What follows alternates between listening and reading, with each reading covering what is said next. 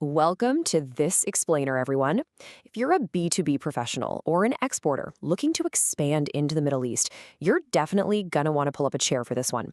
Today, we are opening up the playbook on an absolutely massive, highly lucrative commodity, the Iraqi rice market. And we're not just talking about selling a basic product here. We're talking about plugging into a foundational pillar of an entire nation's daily consumption and food security.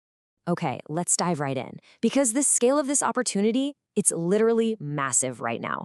When we look at Iraq, we are looking at one of the absolute largest rice-consuming nations in the entire Middle East. But capturing a market of that size, it takes a whole lot more than just showing up at the port with a shipment. You've really got to understand the ground-level nuances. You need to know exactly what buyers are demanding and precisely where your specific product fits into their supply chain. That is how you secure those long-term, highly profitable relationships.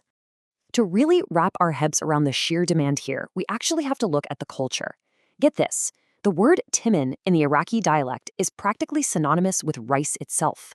It's definitely not just some side dish, it's the main event in almost every single household, every single day. We're talking about the traditional, staple dishes that literally define the local cuisine.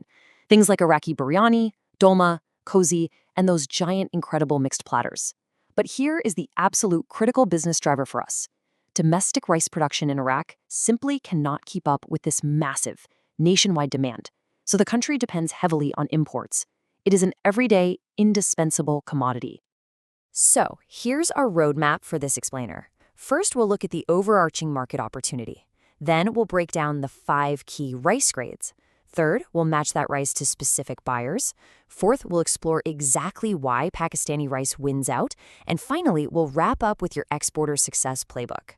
All right, part 1, the market opportunity. Let's take a look at the massive supply gap just waiting to be filled. The data actually makes this crystal clear. Our sources put it like this. Iraq is one of the Middle East's largest rice-consuming nations, and the country relies heavily on imported rice. Now, you have to realize, this isn't just some passing seasonal trend, and it's definitely not a luxury niche. This reliance on leading exporting nations, specifically Pakistan, to step in and fill the void, it's an ongoing structural reality of the Iraqi economy. Think about it from an exporter's perspective. A massive market that absolutely must import its daily staple, that is the ultimate, reliable customer base right there. Moving right along to part 2, the 5 key rice grades. So we know the demand is there, for sure.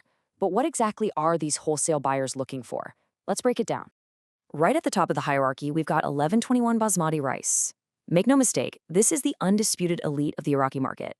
Buyers absolutely demand it, and for good reason.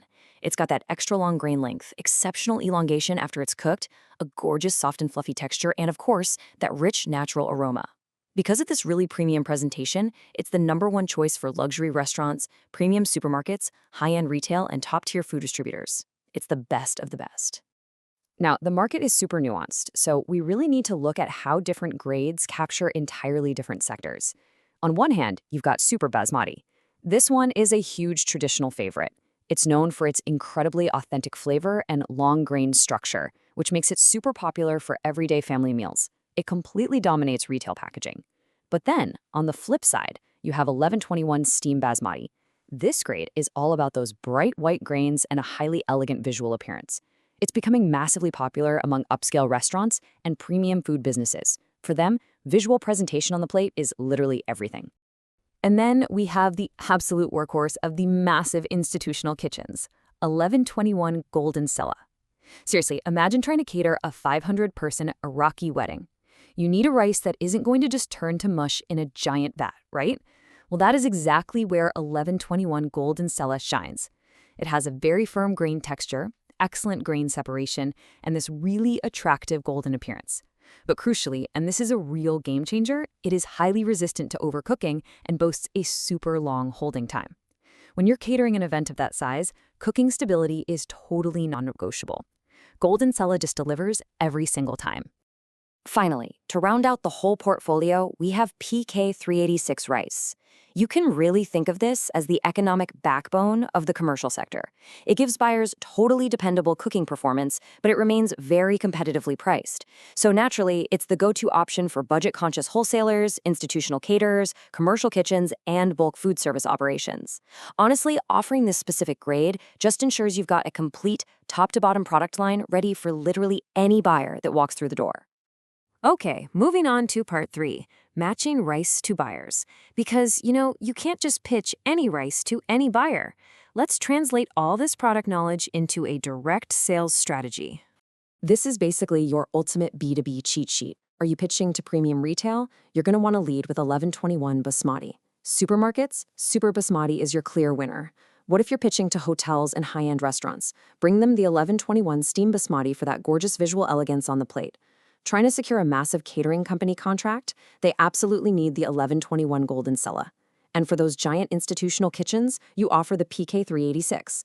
Of course, wholesale distributors are going to want a mix of all of these, depending entirely on who their own downstream customers are. Let's jump into part 4, why Pakistani rice wins. We know what the market wants now, but how do you actually beat out the global competition? Well, Pakistani Basmati holds a massive edge here.